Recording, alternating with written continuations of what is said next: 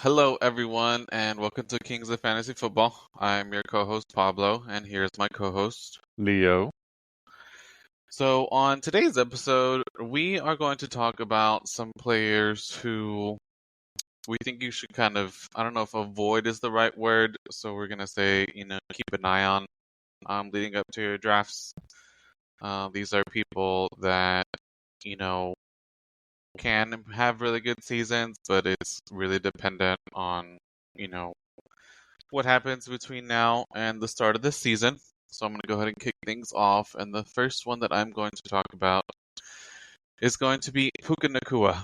And the reason I'm going to say to keep an eye on Puka Nakua is because Matthew Stafford has been dealing with a back injury, and the latest reports is that he had to get an epidural shot. And I'm not a doctor, but I'm going to go out on a limb and say if you're having to get an epidural shot because your back is hurting that much, then probably not in good shape. I also heard that Stafford is going to have to sit out in the joint practice with the Cowboys. I don't know if it's this week or next week. So if he is not 100% healthy, if he ends up going down at some point during the season, that is going to limit Puka's value, in my opinion. Right now, he's being drafted as one of the top wide receivers so far. So imagine if you draft him high, whether it be the first round or early second, and then Stafford goes down. It's really going to affect his ability to be, getting those points that he would normally get with Stafford. I don't know if he can get him with Jimmy Garoppolo. So definitely something to keep an eye on between now and the start of this season. Leo, would you kind of be in the same boat, or you're just like, man, it's Puka. He's like a Justin Jefferson type of guy where he's still going to perform regardless of the QB? Um, yes and no. I agree with you that definitely if Stafford is out, that's definitely a big hit for him. Stafford's proven that he has eyes for him only, and even with Cooper Cup last year, on back from his injury, and Puka still came through for fantasy managers last year. Yeah, we'll see how it goes. I actually have Puka. I actually kept them in my keeper league, but the thing is, I kept them as a ninth round value, so I can live with that. If whatever happens. But at that draft position in my keeper league, I kept Puka there to see what happens. So my first guy is I used to love this guy. He's been one of my in Dynasty. I've had him since he was a rookie, and I was riding with him for a while. And I know he brought in your horizons, your sons when he arrived in the Texans last year. But this year, after an injury riddled off season at the end of the last season and then off season, my first guy is Joe Mixon. He's been very, like I said, last few years he's been really uh, very steady for fantasy managers. The unfortunate thing is that since last year he's been dealing with an injury, and even throughout the, you know, nothing was said throughout the summer, and as the training camp started getting closer, then we started hearing, he's in a walking boot and this and that. Um, one of the flags that kind of like sort of got us obviously uh, ring our alarms was when they signed Nick Chubb. Because Nick Chubb was coming from his own injury last year. Now he's back, and he signed with them. So that should have raised some more red flags when that happened. So we'll see. He's still, to me, he's already Mixon is gonna be. I'm not sure if he's on the pulp already, but he's definitely not gonna looking like he's not gonna start the season. Um, so we'll see. That he has a current ADP of 50, 51, and I'd rather draft other uh, players around that like that like Rasheed Rice or even DK Metcalf, Devontae Smith. Those are even DeAndre Swift. That's going like 3 picks after him. I'd rather draft him than Joe Mixon. Because I know Swift is going to be the lead dog in the Bears offense. So I would rather let someone else deal with the injuries and not you know wonder when he's coming back. So I'm going to pass on him. So yeah, he is on the pup. As a Texans fan, I know it's not something anyone wants to hear. And the bad part is, from what I've heard about Chubb, is that he's not the same like he was when he had that breakout season before he got seriously hurt. So it can be very very difficult for the Texans' ability to run the ball, which is what we were having issues with when Mixon was down, for those games last year. But we'll see. Like you said, now if he's slipping to like round 7 or 8, I think I would still pick him up. But I just round 5 current ADP. Yeah, I think I'd rather go with someone healthier. Now the next guy that I'm going to talk about was I don't know about all over Twitter, but it was being talked about yesterday. The depth chart that came out from the Broncos for this first preseason game was that RJ Harvey is running back 5, which is very different from what a lot of managers were hoping for. Like, I'm currently looking at a depth chart from ESPN Fantasy Football, and they have RJ Harvey as RB1. So not that they have him, all the way down in 5. Is it they're playing mind games? Is it that he's been messing up, not going to meetings or what have you, and they're gonna make him earn that RB1? For anyone that's already drafted, I mean, that could be very, heartbreaking, because you were drafting Harvey thinking that he was going to be that day one starter you didn't have to worry about. But now, again, it was being talked about yesterday on Twitter that he is now the RB5. So if you haven't drafted, something definitely to keep an eye on, especially if he's not, if he's still not there as the RB1 on day one, or if he's not even playing during the preseason. I mean, again, who knows, especially now with coaches and trying to keep things close to the chest. But I know people were thinking that he was going to be, like Kamara, especially with Sean Payton and how he used Kamara when he was in New Orleans. So it's definitely something, to look at going into the season. Who's your next player? Another player. The next one that I'm going to go with is that he's also coming back from another injury that at first many thought that he was going to be ready to go when training camp started, but he's still not ready, and that's Chris Godwin. Godwin currently has an ADP of at 80, and for me, the with that, with the injury that he's dealing with, along with the the rookie that they picked up, Ibukwa, that we kind of talked about in the last podcast.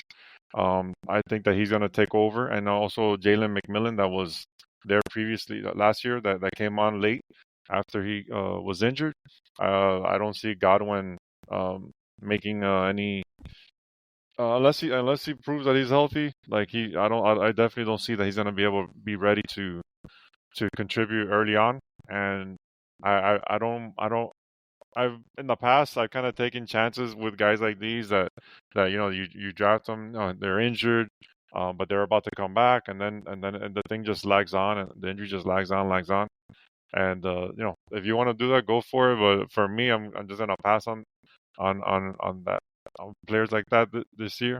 There's a lot of going where he's going. There's Jalen Waddle is like around that same ADP, which to me he's on the rise. Jerry Judy, who was the wide receiver one last year, if Joe Flacco does end up being the quarterback there, he should be get a lot of targets as well, and also even a little bit after that, Romo Dunze, that he's on the way up too. So definitely, there's other options around where Godwin is currently being drafted. So he's a pass for me.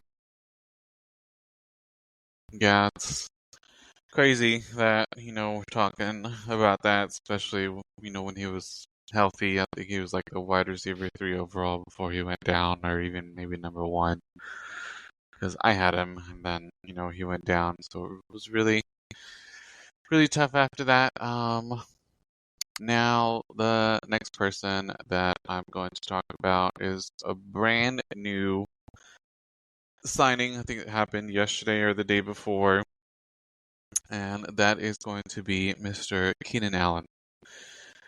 So I know a lot of people, once they heard the news, he's going back to his QB, Justin Herbert, is going back to the Chargers. But, there's a new head coach. The new head coach is, run first oriented. So I don't think that he's going to be that, same Keenan Allen when he was there and had the breakout year, I want to say like 3 or 4 years ago, where bro was just, doing really good. Lad McConkey's the wide receiver 1. He's gonna be the go-to. Um, on the depth chart that I'm looking at, they actually have Allen as the wide receiver 2, so maybe. But expecting for him to be the same exact person. Um, and I have not done a mock since he went to the Chargers, but when I was doing mocks, let's see where he was going. I actually don't see his name, so maybe that kind of tells you. This was just from a few days ago. Yeah, So he was pretty down there. So obviously he'll probably start coming up a little bit, but yeah, definitely. Yeah, I hear you. yeah, just kind of be mindful. We would like for him to, pick up where he left off when he was with the Chargers, but again, new coach, maybe it's a new system and everything from when he was there when they were, throwing the ball more. So that's something to keep an eye on. Who's your next guy? Yeah, Keenan definitely has been fading last couple of years. Um, when he's with the Bears, he does come back. So yeah, definitely someone to kind of push away for now. My next guy is he's been very solid for fantasy managers for like always, like as long as he's healthy. But this year he's coming in healthy. He's hot and heavy, but unfortunately, um, Mr. Aaron Jones he's gonna have someone to deal with in the backfield this year, I believe. So Aaron Jones is my next guy that I'm gonna uh, probably avoid drafting. He has a current ADP of 64, which is in the about 6th round. He's the reason why I'm kind of like fading on him is that he does have his he does deal with his injuries here and there, but the Vikings went after Jordan Mason, which I believe he's gonna push him. I don't know about going like a 50-50 split with him, but definitely I think he's gonna go want to have some um make an impression on the offense with he proved last year when McCaffrey went down, if he that he can take he can definitely handle the rock, and I would rather pass on Aaron Jones and draft Jordan Mason, who's has an ADP of 119.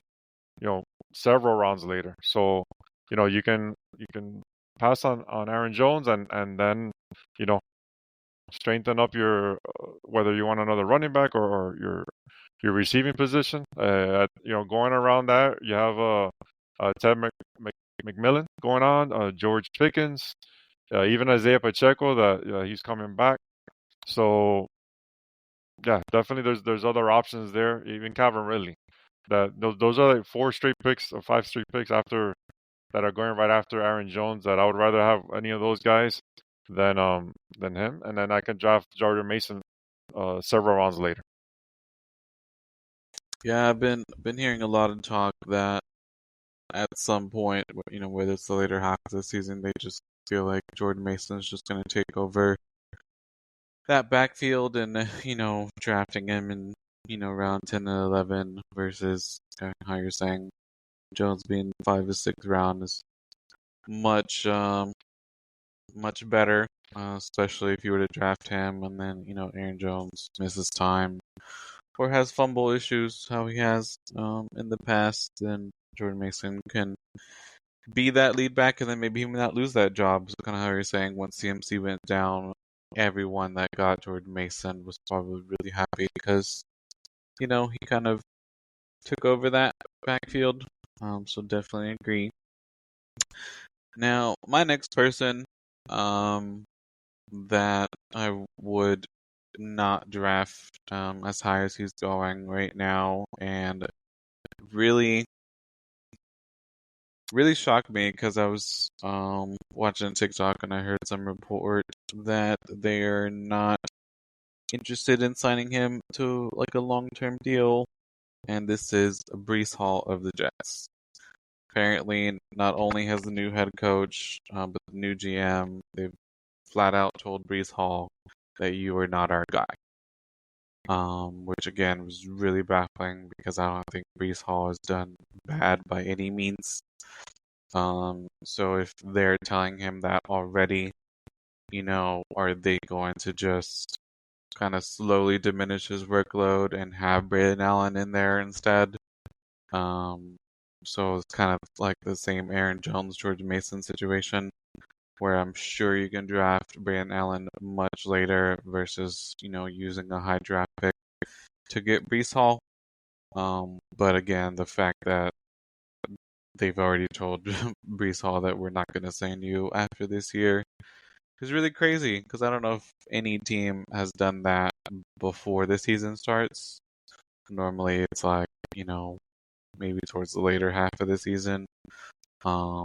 So you never know. Brees Hall can just be like, all right, well, I'm just going to sit out or something. And that's definitely something that I would avoid Brees Hall, if that's the case. Who's your next guy? Well, before I go to my next guy, I hope you're wrong with him because Brees Hall's on my dynasty team. So, Bro, I'm telling you, man, that's what I was seeing, and I'm like, wow. it could it Again, could be new that GM, new head coach, yeah, and they no, could yeah, have just been like, they're not all they're right. not tied to him. So yeah, I could see that. It could also mean that they're gonna, even though they're not gonna sign him, they could run him into the ground and he does a lot of touches. So that's what I'm hoping for. I think he's more talented, especially in the receiving game, than Braylon Allen. So we'll see. We'll see how that one plays out. But I hope you're wrong on that one. I hope you're wrong. My next guy is he's always been a receiver that's always going in the top 2-3 rounds. This year he's kind of faded back a little bit because he had dealt with a concussion issue last year. Actually a couple concussion issues, and that's Chris Olave. Uh, Not only the concussion issue is one thing. That obviously if he gets hit again, God forbid, he might be out. But his quarterback situation is atrocious there. In the with the Saints. Derek Carr left, which isn't saying much because he hasn't done much since he's gotten to New Orleans. But with Spencer Rattler there and Chris So, the the quarterbacks that are there, I don't really see any of them as of now making any headways and being able to fulfill the potential that like Olave has. So I think that maybe the one of the best case scenarios, maybe hopefully he can get traded or whatever. But for me right now, he's going around also around 80, like more or less where Mr. Godwin is going. So those two guys, I'll probably pass on. If maybe if he fades another couple more rounds, I'll consider it. But right now, I would pass on him. Yeah, I had him last year with Carr, and it felt like he never had, the season I thought he would when I drafted him. Yeah, Um, same here. and like you said, who knows what's gonna happen at QB? And that division, has been going through the Bucks over the last few years. So, but I don't see the Saints being able to compete um there. So yeah, definitely something to keep an eye on. Now we still have some time left, so I do want to talk about kind of like I guess the one that a lot of people have been talking about. And I kind of wanted to, avoid that, but again, we still have some time. So let's take some time since we're talking about, players to kind of avoid or keep an eye on. Do you feel with the news of Terry requesting a trade, is that going to severely impact not only him but also Jaden Daniels? Oh no, From my opinion, yeah. I think it definitely, man. Like everyone, at least before preseason, they have Jaden Daniels ranked like number 3, which is to me crazy. Um, to begin with, especially second year, and now if he definitely loses his star wide receiver, I don't think he finishes in the top 5 if he loses Terry. Yeah, no, if he holds out, yeah, definitely it's gonna hurt Daniels for sure. Daniels, you know, he, we kind of mentioned a couple pod back that he has Debo Samuel, he has Zach Ertz and Austin Eckler, stuff like that. That they're awesome in the receiving game, but McLaren Terry has been his go-to guy last year. And the thing is that I just don't understand Washington what they're doing. Like just pay the guy. Like I'm sure that I think they have the cap space. Yeah, They have the that's cap a head space. scratcher. And Daniels is on a rookie contract. Like try to go for it. Like I just don't understand. On this move. I would. Daniels. I like him. He has potential. People have him ranked 3. I think I have also had him like 3rd as well. He's right there with your boy Joe Burrow. But if Terry holds out, definitely it's gonna definitely uh put a cold blanket on on anyone that drafted Daniels, uh anticipating that he's gonna have an awesome passing. Obviously, he's gonna keep running the ball, which is always helpful. But uh, that definitely will hurt his chances for sure. Now, on the flip side, so Terry holds out, or he requested for a trade already. The team that I think would be like the match made in heaven, no brainer. And the reason I'm saying this because I saw a report from like one of the Fox Sports insiders that they're willing to spend money on Parsons, now that he's kind of, divorced the Cowboys. So I'm like, if you're willing to spend on Parsons, why would you not go after Terry if you're the Bills? Right. Yeah. No. Can you imagine Yeah. Josh Allen and Terry in Buffalo? No. That would be amazing for sure. Uh, they even though they've had they tried I will give it to the Bills. They do keep trying to bring receivers to them. Diggs was they brought him, and he had a awesome chemistry with him. They also tried again with Amari Cooper, but that didn't work out. He dealt with a lot of injuries. But at least they try. At least they're always trying to bring him, weapons. So you gotta give him that. So yeah, if he definitely goes there, Terry will shoot up the rankings.